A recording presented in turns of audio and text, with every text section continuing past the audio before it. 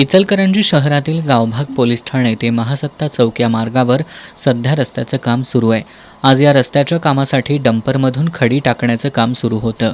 खडी खाली टाकल्यानंतर डंपरचा हौदा खाली न घेता चालकानं वाहन पुढे नेल्यामुळं विद्युत खांबावरील मुख्य वाहिनी तुटून थेट एका घरावर कोसळली।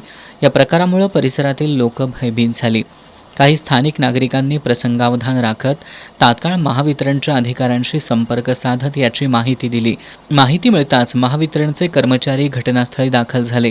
त्यांनी त्वरित संबंधित भागाचा वीजपुरवठा खंडित करून तुटलेली वाहिनी सुरक्षितपणे बाजूला करत दुरुस्तीचं काम हाती घेतलं। महावितरणच्या तत्परतेमुळे जीवितहानी टळली। दरम्यान रस्त्याच्या कामादरम्यान विशेषतः उंच हौदा असलेली वाहनं वापरताना चालकांनी आवश्यक ती खबरदारी घ्यावी। तसंच कामाच्या ठिकाणी संबंधित यंत्रणा आणि कंत्राटदारांनी सुरक्षात्मक उपाययोजना अधिक प्रभावीपणे राबवाव्यात अशी अपेक्षा स्थानिक नागरिकांनी व्यक्त केली।